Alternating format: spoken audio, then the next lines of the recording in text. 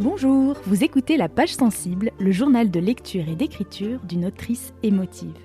Je m'appelle Marion Josserand et j'adore lire des romans contemporains, surtout ceux qui me titillent la corde hypersensible. J'aime tellement ça que j'ai même décidé d'en écrire. Dans ce podcast, je partage avec vous les romans qui éclairent si bien ma vie que j'ai envie de les recommander à la terre entière. Au passage, je vous raconte mes aventures d'apprentie autrice parce que ça aussi, c'est toute une histoire. Âme sensible ? Bienvenue. Salut, c'est Marion. Pour ce 18e épisode de La Page Sensible, je suis ravie de vous parler d'une des plus grandes claques littéraires de ma vie, le roman La vie devant soi, pour lequel un certain Émile Ajar a refusé le prix Goncourt à l'époque de sa sortie en 1975, et vous comprendrez bien sûr pourquoi.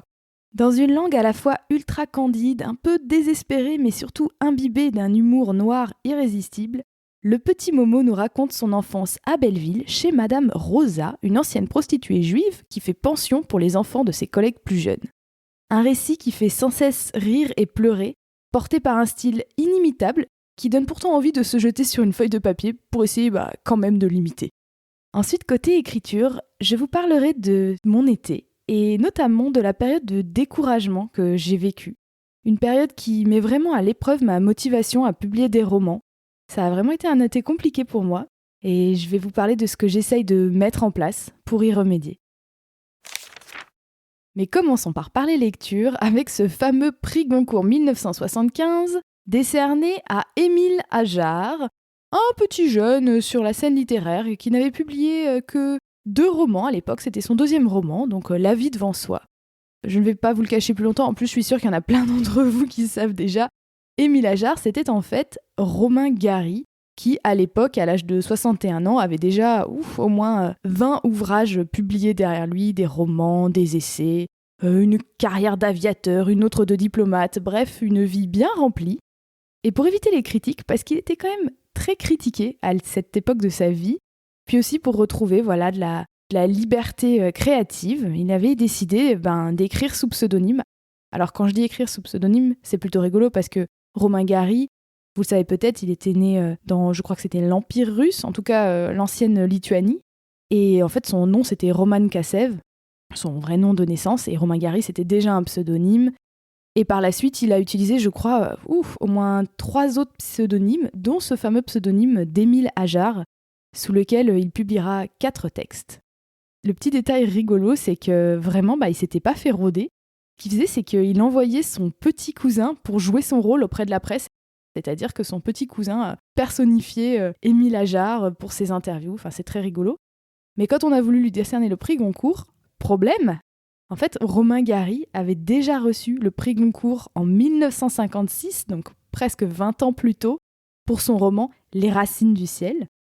Or, il est bien spécifié dans le règlement du Goncourt qu'une seule personne ne peut pas recevoir le prix 2 fois. Il a donc été obligé de refuser. Alors ça avait fait scandale évidemment à l'époque.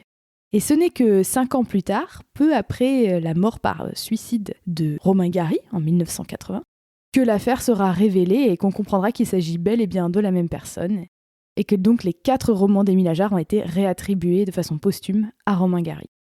Pour tout vous dire, la petite histoire que je viens de vous raconter, je trouve qu'elle ajoute du piment à ce roman, La vie devant soi, mais moi je la connaissais pas du tout quand j'ai lu le livre. Je l'ai lu, je crois, pour la première fois il y a 2-3 ans, quelque chose comme ça. Et en fait, c'est mon père qui me l'avait prêté, je savais pas de quoi ça parlait, je l'ai ouvert complètement au pif. Et je pense que ça a aussi participé au fait que je me prenne une telle claque, mais vraiment j'utilise ce terme avec intention, parce que c'était une claque à la fois émotionnelle, parce que vraiment ce livre a fait, vous allez le voir, résonner beaucoup d'émotions chez moi dans la façon dont il est écrit, dont l'histoire est travaillée, dont la voix du personnage est amenée, mais aussi une claque littéraire parce que, ouah purée c'est bien écrit quoi. Alors de quoi ça parle ? Eh bien, depuis aussi longtemps qu'il se rappelle, le petit Momo habite chez la vieille Madame Rosa avec 6 ou 7 autres enfants de prostituées qu'elle héberge quand leur mère s'absente pour le travail. Mais en fait, ça fait si longtemps que la mère de Momo n'est pas venue le réclamer qu'il n'a aucun souvenir d'elle. Il ne sait même pas vraiment qu'elle agit là, car, je cite, « il n'a pas été daté ».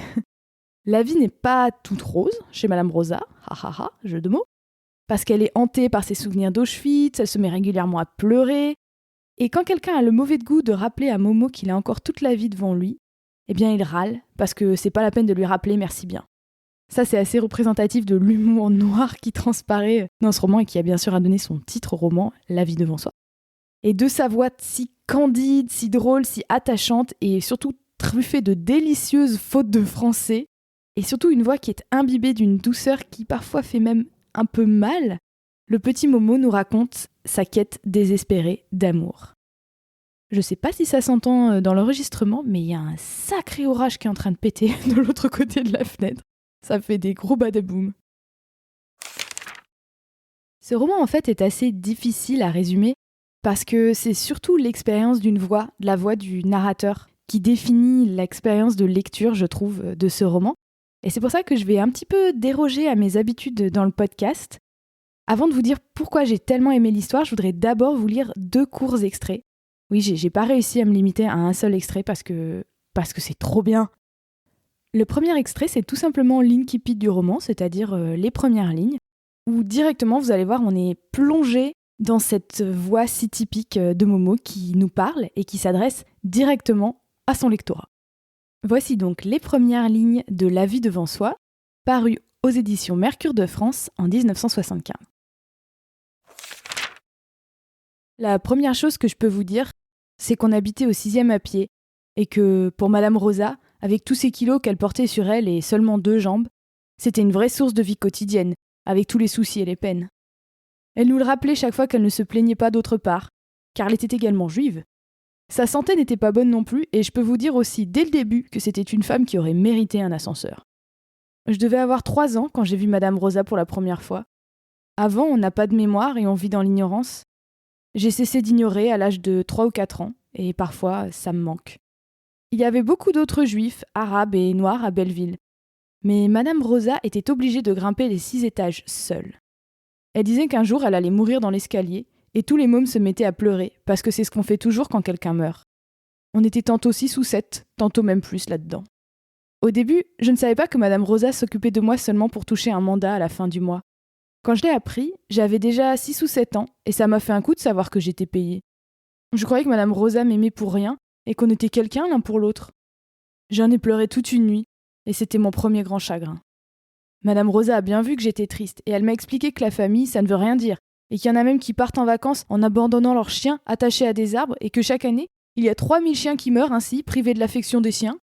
Elle m'a pris sur ses genoux et elle m'a juré que j'étais ce qu'elle avait de plus cher au monde, mais j'ai tout de suite pensé au mandat, et je suis partie en pleurant. Je suis descendue au café de Monsieur Driss en bas, et je m'assis en face de Monsieur Hamil, qui était marchand de tapis ambulant en France, et qui a tout vu. Monsieur Hamil a de beaux yeux qui font du bien autour de lui. Il était déjà très vieux quand je l'ai connu, et depuis, il n'a fait que vieillir. Monsieur Hamil, pourquoi vous avez toujours le sourire ? Je remercie ainsi Dieu chaque jour pour ma bonne mémoire, mon petit Momo. Je m'appelle Mohamed, mais tout le monde m'appelle Momo, pour faire plus petit. Il y a 60 ans, quand j'étais jeune, j'ai rencontré une jeune femme qui m'a aimée, et que j'ai aimée aussi. Ça a duré 8 mois. Après, elle a changé de maison. Et je m'en souviens encore, 60 ans après. Je lui disais « Je ne t'oublierai pas ». Les années passées, je ne l'oubliais pas. J'avais parfois peur, car j'avais encore beaucoup de vie devant moi. Et quelles paroles pouvais-je donner à moi-même, moi, pauvre homme, alors que c'est Dieu qui tient la gomme à effacer ? Mais maintenant, je suis tranquille. Je ne vais pas oublier Djamila. Il me reste très peu de temps. Je vais mourir avant.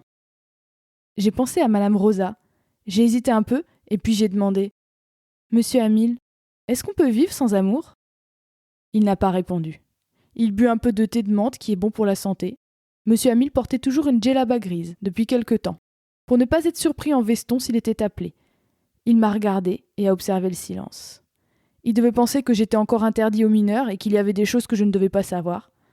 En ce moment, je devais avoir 7 ans, ou peut-être 8. Je ne peux pas vous dire juste parce que je n'ai pas été datée, comme vous allez voir quand on se connaîtra mieux, si vous trouvez que ça vaut la peine. Voilà, je fais un petit saut. On est toujours dans le début du roman, mais j'aimerais bien vous lire un petit extrait, juste parce qu'il m'a tellement touchée. Le petit Momo, donc, ne connaît pas sa mère parce que on sait pas trop au début du livre, mais on voit bien que ça fait bien longtemps qu'elle n'est pas revenue le voir, lui rendre visite, ou tout simplement le réclamer à Madame Rosa.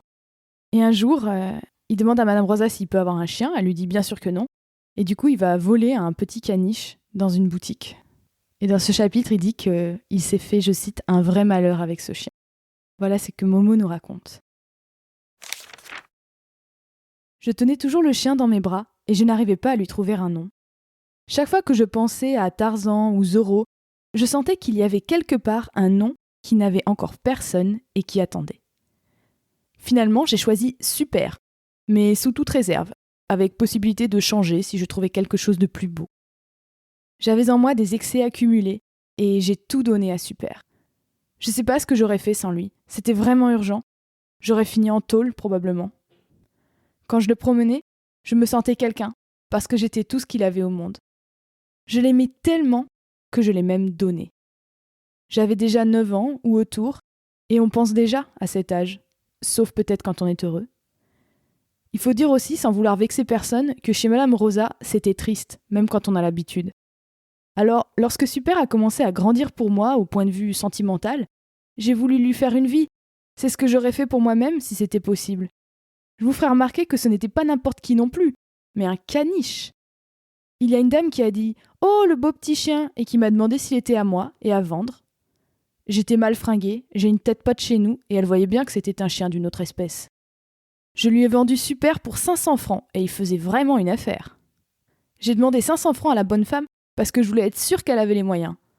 Je suis bien tombée, elle avait même une voiture avec chauffeur, et elle a tout de suite mis Super dedans, au cas où j'aurais des parents qui allaient gueuler. Alors maintenant je vais vous dire, parce que vous n'allez pas me croire. J'ai pris les 500 francs, et je les ai foutus dans une bouche d'égout. Après, je me suis assis sur un trottoir, et j'ai chialé comme un veau avec les poings dans les yeux. Mais j'étais heureux. Chez Madame Rosa, il n'y avait pas la sécurité, et on ne tenait tous qu'à un fil, avec la vieille malade, sans argent, et avec l'assistance publique sur nos têtes. Et c'était pas une vie pour un chien. Évidemment, dans ce deuxième extrait, je trouve qu'on découvre très bien l'espèce d'ironie qui transpire dans tout le récit.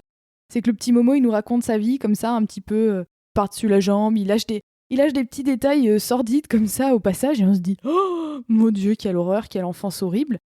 Et en même temps, avec des moments de joie, de tendresse, Madame Rosa, avait, malgré tous ses défauts, finalement, c'est la seule figure maternelle qu'il ait jamais connue. Et pour moi, c'est vraiment ça qui fait la qualité exceptionnelle de ce roman. C'est cette voix de Momo, déjà qui s'adresse directement à nous, qui s'excuse de mal raconter, qui dit « Ah oui, ça, pardon, je vous expliquerai plus tard ». Ces fautes vraiment très drôles qu'il fait en utilisant à tort des expressions, des mots compliqués. Et ce qui fait pour moi que ce style fonctionne, c'est qu'en fait, c'est un style vraiment très oral. Il y a presque aucune ponctuation. J'ai essayé de le respecter un petit peu dans la lecture. C'était pas toujours facile. Et pourtant, quand même, quand on lit, je trouve que c'est vraiment très fluide. Et je trouve que ça, techniquement, c'est vraiment balèze de la part de Romain Gary, d'avoir réussi à avoir à la fois cette impression d'oralité, on entend vraiment la voix de Momo dans notre tête, et il y a de l'argot, et il y a des fautes, etc. Mais on ne bute pas sur les mots, on ne bute pas sur les phrases. Et évidemment, ce personnage de Momo, il est tellement, tellement touchant, tellement attachant. C'est cette espèce de candeur qui se mélange à une certaine résignation face à la laideur de la vie qu'il mène. Et en même temps, il garde toute son innocence enfantine. Et le contraste entre les deux est, je trouve, à la fois déchirant et en même temps drôle. Finalement, c'est un humour très noir. Et moi, normalement, je suis pas quelqu'un qui suis très féru d'humour vraiment très dark, où on va dans les sujets durs. Et là, on est dans des sujets durs. Hein. On est dans de la misère sociale, voilà, la prostitution, la Shoah, parce que voilà, Madame Rosa, elle a connu Auschwitz, la vieillesse, l'abandon. Quand je dis la vieillesse, je veux dire la vieillesse qui se passe pas très bien pour Madame Rosa. Finalement, c'est un livre qui, sans en avoir l'air, dénonce tout un tas de choses à travers cette voix enfantine. Mais Romain Gary réussit là un numéro vraiment d'équilibriste entre le touchant et le glauque, entre l'espoir et le désespoir, entre le tragique et finalement l'hilarant. J'en ai relu quelques passages, là, je l'ai refeuilleté pour préparer cet épisode, comme ça fait un petit moment que je l'ai lu. Et vraiment, je passais littéralement du rire aux larmes. C'est-à-dire, je riais. Si j'avais quelqu'un qui est passé à côté de ma fenêtre, à ce moment-là, il m'a entendu rigoler toute seule sur mon canapé. Et 5 minutes après, j'avais littéralement les larmes aux yeux. Et ça, c'est la force de ce bouquin. C'est un espèce d'ascenseur émotionnel, mais qui part pas dans la facilité du tragique, du Moi, j'aime pas trop les récits comme ça où ça raconte juste des trucs super gore, super glauques, des enfants qui se font maltraiter. C'est vraiment juste le fait d'être plongé dans l'intériorité de ce gamin, un petit enfant qui se dit lui-même, je cite, fils de pute, arabe, dans les années 70, dans un taudis à Belleville, qui a même pas de papier, qui a même pas de date de naissance, qui normalement est quelqu'un qui n'a pas voix au chapitre, et là, on est plongé dans son intériorité, on explore sa si belle âme pendant des centaines de pages, et je trouve que c'est exceptionnel de pouvoir vivre cette tranche de vie avec Momo. Enfin, je parle de lui comme si c'était une vraie personne, alors que non, mais même moi, j'en oublie ça. Parce qu'il y a aussi, évidemment, aussi tout cet univers de Belleville, le Belleville des années 70, que Momo décrit presque tendrement, avec ceux qu'il appelle les Noirs, les Juifs et les Arabes, le vieux monsieur qui attend la mort en djellaba au café d'en bas, la prostituée trans de l'immeuble qui était champion de boxe au Sénégal, toute une galerie de personnages hauts en couleur qui m'ont un petit peu rappelé l'univers de Daniel Pénac, dont je parle dans un de mes épisodes. Toute la fameuse saga Malocène de Pénac qui se passe aussi à Belleville, alors pas à la même époque, plutôt les années 90. Bref, refermons la parenthèse. Mais pour moi, pour résumer, ce qui fait que ce livre est aussi marquant, c'est vraiment la façon dont il a retranscrit cette parole enfantine. Et encore une fois, pour faire référence à un épisode précédent, ça m'a beaucoup rappelé Ne tirez pas sur l'oiseau moqueur de Harper Lee, où pareil, à travers cette voix d'enfant qui crée un décalage qui forcément génère de l'humour et qui permet finalement d'aborder des thèmes très difficiles, mais sans tomber dans le tragique, dans le lourd, dans quelque chose finalement d'insupportable. Moi, voilà, le podcast s'appelle La Page Sensible, je suis très sensible. Il y a certains livres que je ne lis pas. Et peut-être que si j'avais su à l'avance de quoi parlait ce livre, eh bien, je l'aurais même pas ouvert et je suis très très très contente de l'avoir ouvert sans savoir ça, parce qu'en fait, ça passait tout seul parce que on vit les choses avec Momo et on est dans cette douceur de l'enfance au final, quoi qu'il arrive. Je vous disais en intro que de relire des extraits de ce livre, c'est tellement bien écrit, ça m'a donné envie d'écrire. Et ça tombe plutôt bien, parce que si je devais résumer l'été que je viens de passer, parce que c'est vrai que je vous ai pas donné beaucoup de nouvelles de mon processus d'écriture, vu que les épisodes de juillet et d'août, c'était une interview que j'avais enregistrée à l'avance avec Amélie Charcosset. Donc voilà, j'ai pas pu trop vous donner de nouvelles. Donc si je devais résumer cet été, ça serait j'ai perdu mon mojo. J'ai vraiment eu du mal à accepter que j'étais en train de vivre une situation de blocage. Je me suis pas mal acharnée au début de l'été. En gros, ce qui s'est passé, c'est que, comme vous le savez, voilà, je le raconte dans les épisodes précédents, j'ai deux manuscrits en cours et un qui est vraiment, voilà, sur le point d'être abouti, qui a déjà subi 2 réécritures importantes. Je l'ai fait relire par 7 personnes qui m'ont très gentiment fait des retours très détaillés. Sur la base de ces retours et de tout un tas de réflexions que j'ai fait de mon côté, je me suis dressé une espèce de liste de courses de choses que je voudrais modifier dans ce manuscrit avant de l'envoyer à des maisons d'édition, parce que je voudrais que certains problèmes liés à l'intrigue, liés à certains personnages, soient réglés avant de l'envoyer. Et au début, je me disais, bon, bah là, ça bloque un peu, parce qu'en fait, les problèmes qui restent après avoir fait de mon côté 2 réécritures, et déjà 2 réécritures importantes, quoi, où j'avais passé beaucoup de temps, je me dis, là, les problèmes qui restent, c'est les plus difficiles à régler. C'est ceux que j'ai pas réussi à régler pendant les rounds d'avant, quoi.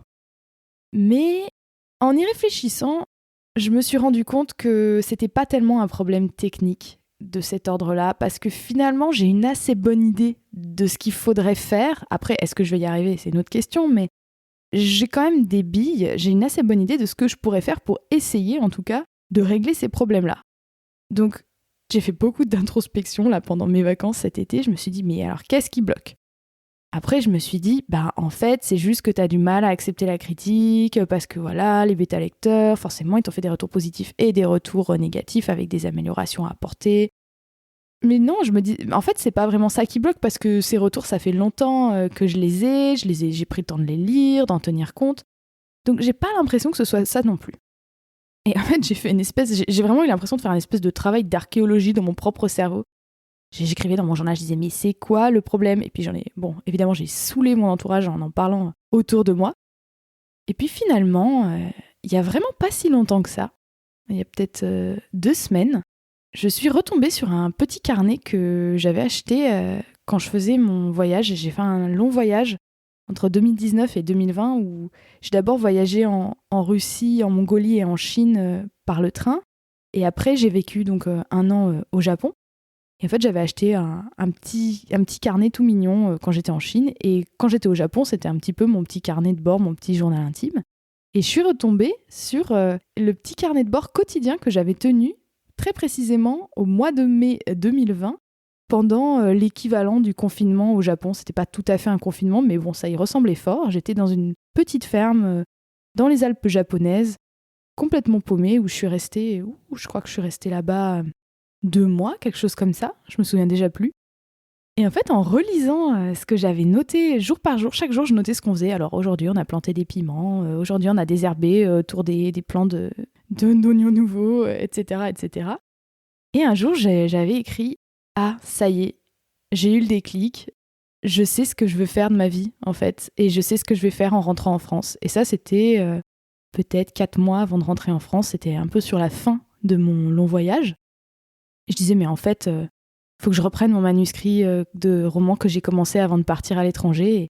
Et c'est ça que je veux faire. En fait, je veux écrire. » Et là, en relisant ça, je me suis dit « Ah, mais d'accord, ça fait déjà 2 ans. » C'était il y a un peu plus de 2 ans que j'ai pris cette décision-là. Et depuis, j'ai mis en place tout un tas de choses dans ma vie, au niveau personnel, professionnel, au niveau de la gestion de mon temps, de mes loisirs, de même là où j'habite, pour pouvoir poursuivre ce projet, me donner les moyens de réussir ce projet. Et en fait, je me suis dit, ben là, peut-être que je commence à fatiguer. Et la conclusion à laquelle je suis arrivée, c'était que peut-être que je subissais un découragement un peu normal au bout de 2 ans d'efforts assez soutenus et que pour l'instant, il n'y a pas encore tout à fait de résultats tangibles. Alors, quand j'ai dit ça à mes copines du Café Créa, elles m'ont dit « Quoi? Mais pas du tout, mais regarde ce que t'as fait, t'as 2 manuscrits quasiment terminés, regarde, il y a le podcast, c'est super chouette. » Mais je crois que j'avais aussi tendance à voir la publication comme l'aboutissement du travail d'écriture. Et en fait, ce que les copines du Café Créa, alors je précise juste pour celles et ceux qui n'auraient pas entendu dans un épisode précédent, j'en parle souvent, le Café Créa, c'est avec 3 autres copines, on se retrouve à peu près tous les 15 jours et on échange sur nos pratiques créatives. Et c'est le truc le plus précieux dans ma vie en ce moment, c'est vraiment trop bien, trop indispensable. Parenthèse refermée. Et donc ce que j'ai compris grâce aux copines, c'est qu'il faut que l'acte d'écrire et l'acte créatif et le fait, en l'occurrence, de réécrire et de reprendre encore une fois mon manuscrit, doit être gratifiant en lui-même.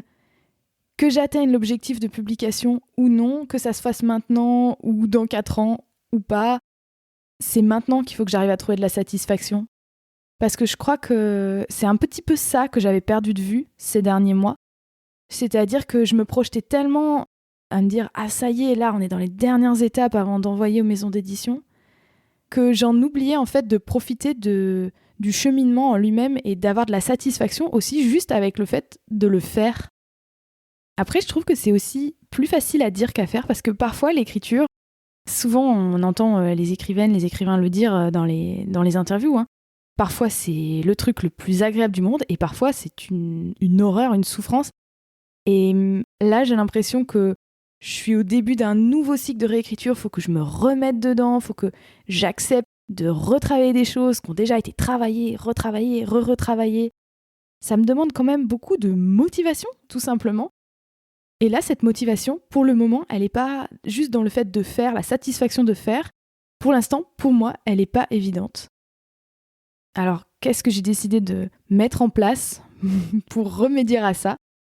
Déjà, les vacances, quand même, que j'ai prises, m'ont fait réaliser à quel point l'espace, le vide et notamment l'absence d'écran, je vous le cache pas, réveillent naturellement mon besoin et mon envie de créer des choses et notamment un certain retour à une joie enfantine. C'est-à-dire que je me suis rendu compte qu'au bout de 2-3 semaines de vacances, j'avais envie de faire des petits dessins dans un carnet, que j'avais envie de grimper aux arbres, finalement que je retrouvais des sensations liées à l'enfance, qui a été une période pour moi qui était intensément créative, où je créais dans la joie et juste comme un jeu pour le pur plaisir. C'est-à-dire que je me souviens que quand je rentrais à la maison le soir, hop, je ressortais ce que j'appelais mon roman. Bon, c'était ceci ne verra jamais la lumière du jour. Mais et je me mettais à écrire comme ça, et pour moi c'était comme jouer à la dinette, quoi. C'était vraiment un pur bonheur, un pur plaisir de faire. Et j'ai vraiment envie de me reconnecter à ça. Donc en ce moment, j'essaye de faire des petits exercices créatifs pour retrouver ce plaisir-là. Et d'ailleurs, c'est drôle parce que le fait aussi de me replonger un petit peu dans la voix enfantine de Momo dans La vie devant soi, ça me ramène aussi à ça. Je me rends compte que j'adore lire des livres où le narrateur est un enfant. Et alors vous allez me prendre pour une dingue parce que j'ai déjà 2 manuscrits en cours qu'il faut que je termine, mais je pense déjà que pour le prochain manuscrit, j'aimerais vraiment, vraiment que mon personnage principal soit un ou une enfant. Bon, on va pas se projeter tout de suite là, sur un 3e manuscrit, hein. On va déjà terminer ce que j'ai commencé. Voilà. Mais oui, voilà, j'essaye vraiment de me concentrer sur la satisfaction dans le fait de faire et surtout la joie enfantine de créer des choses pour le plaisir. Merci beaucoup d'avoir écouté cet épisode numéro 18 de la page sensible jusqu'au bout. Est-ce que vous avez déjà lu des livres de Romain Gary, et notamment celui-ci ? Et est-ce que ces lectures vous ont aussi autant marqué ? Vous pouvez me le dire en commentaire ou bien directement sur Insta @lapage-sensible. Et pour recevoir mes meilleures recommandations de films et de podcasts en lien avec chaque épisode de la page sensible, n'oubliez pas de vous abonner à ma petite newsletter pleine de bonne humeur en cliquant sur le lien dans la description du podcast. Enfin, ne ratez pas le prochain épisode dans lequel je vous parlerai de ma grande découverte de l'été, l'écrivaine japonaise Ogawa Ito, et notamment du livre La papeterie Tsubaki, un petit bijou de douceur qui parle de tout ce qui me manque le plus de l'archipel nippon, à savoir les petites mamies japonaises, les maisons traditionnelles, le beau papier et même les daifuku à la pâte de haricots rouges sucrés. Alors à très bientôt, et d'ici là, je vous souhaite de belles lectures.